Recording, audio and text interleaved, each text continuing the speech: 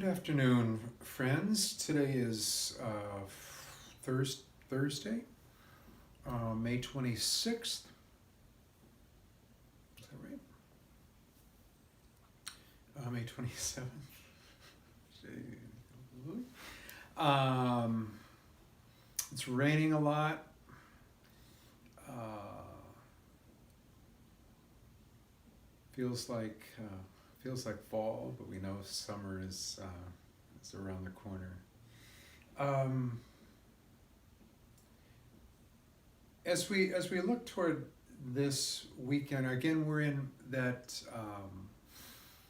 those Sundays which follow the Easter season, follow Pentecost, and we've got these series of feasts, and this weekend is the feast of the Most Holy Trinity, followed by the following week the body and blood of Christ. But in any case, the Most Holy Trinity, it interesting that we celebrate. It's kind of like the feast of God. It celebrates God. It doesn't celebrate a dogma or a doctrine, but it celebrates Father, Son, and Spirit.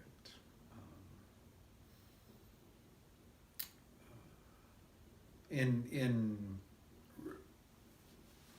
reflecting a bit upon this, and in how we come to know God, certainly there are some for whom an intellectual coming to God happens, an intellectual conversion. They're taught about God, and they say, aha, that makes sense to me, so I'll believe. But I think for most, it's an experience of God. I was thinking about this, kind of this whole context, or one thing that came to mind for me was in my learning music.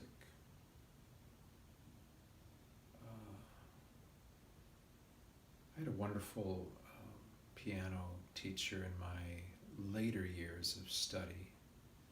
So, kind of like my high school going into college years. And he was an extraordinary pianist himself. He had studied at the Paris Conservatory, and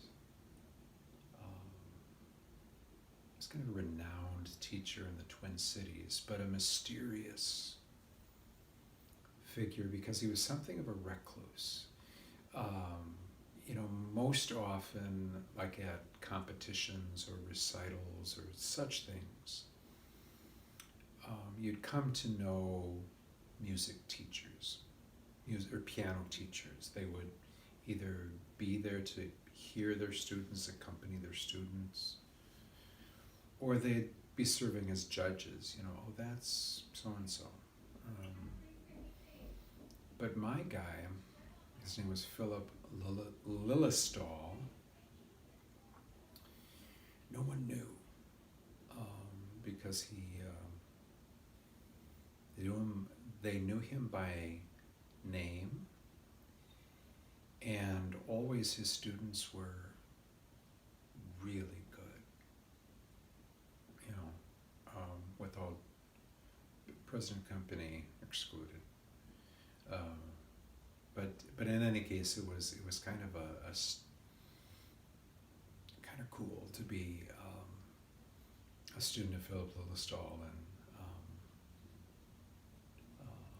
this mysterious, shadowy figure. He was rather eccentric. He was a recluse. He what I would say now, only in hindsight, I'm sure he He suffered from like social anxiety disorder. He didn't like to be out of his apartment. Would only go out if he needed to, if he had to. He gave up performing because of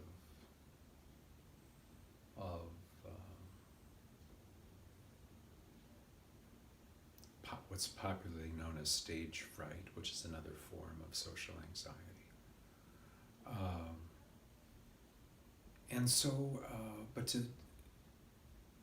in terms of his, as I said, his skills as a pianist, and his musical passions, he was extraordinary. And you know, if we were studying a particular piece, say it was something by Mozart, he would talk about Mozart, or he would play Mozart operas, or he'd talk about art that was being produced at the same time that Mozart was composing. Other artists, other scientists, inventors, people, you know, what was happening in the world politically, and so it wasn't just this you know, isolated, you know, sonata, but it was this expression of someone who lived in a particular place and time with his own passions and with his own interests and with his own experience. Someone who was speaking at the time through music, and you know, he even had me, you know, create this this grid of all those other things that were going on at the same time that this piece was being composed. So I really knew much more than just learning note by note. I had another teacher who would, you know, would kind of start out looking at the first measure. What's happening there in this piece of music? So very different approaches, but in any case, Liljedahl was this passionate, broad, huge knowledge, particularly about the arts, and he would get very excited and impassioned while teaching or coaching, and in fact didn't like being called a teacher. He said he's helped to develop talent in people, or he saw talent in people, and it was his passion, his goal, his aim, his mission to maximize that talent, to pull to squeeze every ounce of juice out of it, and therefore produce this musician. You know, he lived on 10th and University Southeast, which I think now there was a gas station there. He lived behind the gas station in this row houses of apartments that were probably built around the turn of the century, if not earlier. And now it's University of Minnesota housing, and, you know, kind of modern apartment building standing there. But he lived in these very old, classic-looking row houses. And if, for example, we were having a particularly productive session, I would often see him at the end of the day. It'd be like 3:30 or 4 or something after I was finished with school. I'd have my lessons, and he would, you know, he would want to keep working with me, so he would cancel other students. And he would send me to Ralph and Jerry's, which was a little grocery store a couple blocks away, and they'd have, you know, roast chickens. I'd get him a roast chicken. And he'd drink his iced tea, which I'm sure was loaded with vodka. But in any case, I mean, it was, magical, mystical. It wasn't just working with a teacher, but this force. That's going farther than I wanted, than I planned on, with regard to how I came to music, or how I came to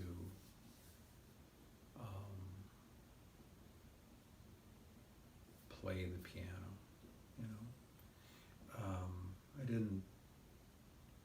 I didn't learn. I mean, I had to do all those things that a good music student does in terms of learning theory and learning composition. Pulling apart the structure of the musical line. But I came to know Mozart and Brahms and Beethoven by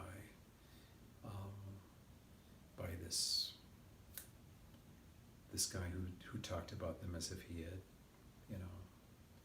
grown up with them.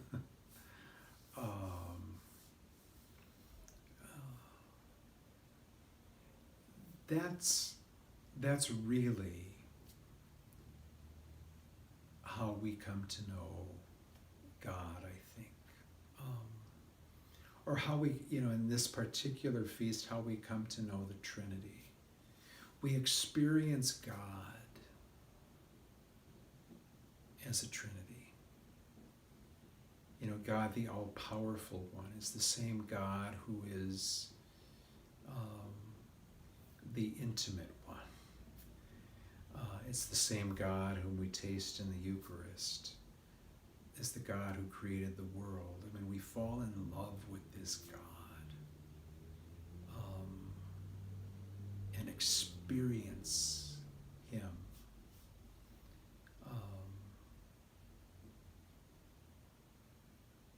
Because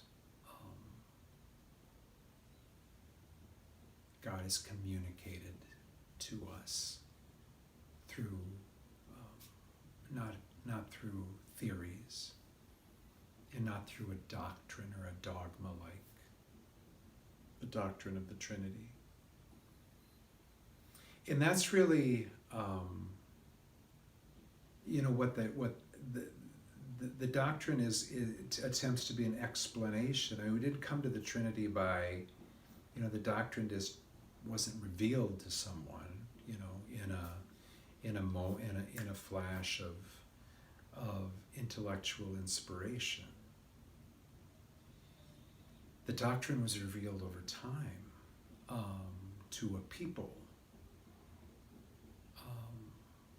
Again, that this all-powerful being was at the center, was at the source of creation.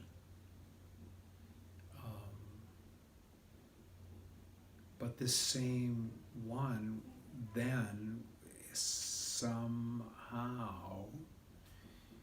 became housed in flesh, incarnated, literally, and fleshed, or karne, which means meat. Meat was put on that force and was a human person. But even as that human person left the planet and was gone, that his spirit never left. That's what we've celebrated these past weeks with Pentecost and the Ascension, for example. Jesus gone bodily, but communicating something of himself, something as intimate as his very breath, that stayed with the apostles and stays with us still.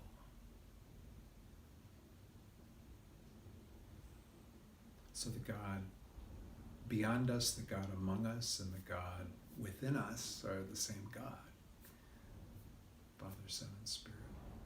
Listen to a bit from this Sunday's scripture. The first reading from the book of Deuteronomy. It's not again an explanation of God, but it's a reflection on people's real life experience of God, God's actions. Moses says, did anything so great ever happen before?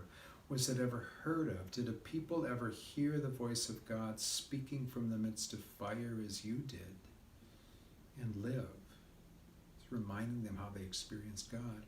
Or did any God venture to go and take a nation for himself from the midst of another nation by testings, by signs, by wonders, by war with strong hand and outstretched arm, and by great tears, all of which the Lord your God did for you in Egypt before your very eyes?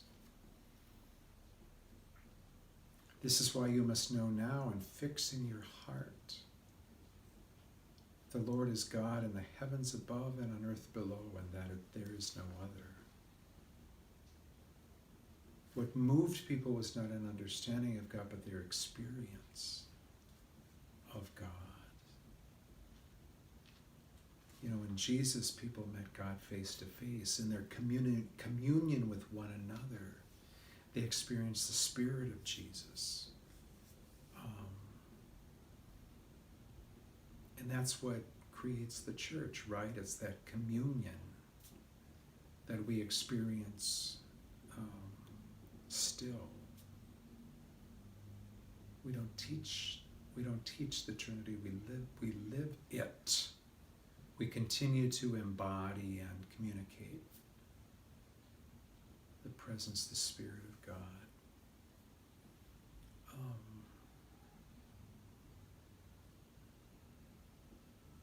So that to me is what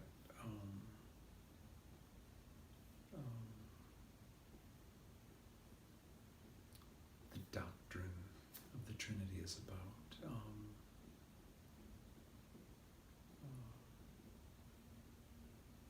You know, again,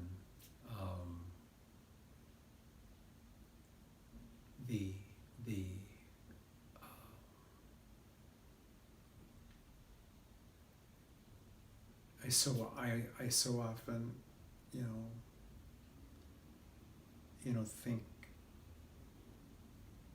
or sometimes speak as if I were anti-intellectual or something about so many things in the church or about faith or about religion, and I'm really not. I mean, I really cherish our intellectual tradition. But it's all meant. It's all just a kind of a poor attempt to try to capture who God is. You know, how do you do that? How do you do that? We try. To codify it, to put it into words, to put it into law. But in the end, it's the experience of the living God among us that saves us, right? Knowing that God is with us. So, as we celebrate these feasts, it reminds us to open ourselves to that experience more and more as we move through our troubled days and our troubled times. And as we serve others in these times, what we're seeking to do is what the church immemorial, the church for 2,000 years has done for us, and that is communicate to us the Trinity, who God is, that the God beyond us is the God among us, the same God that's within us. So God bless you. Thanks for tuning in. See you on the Feast of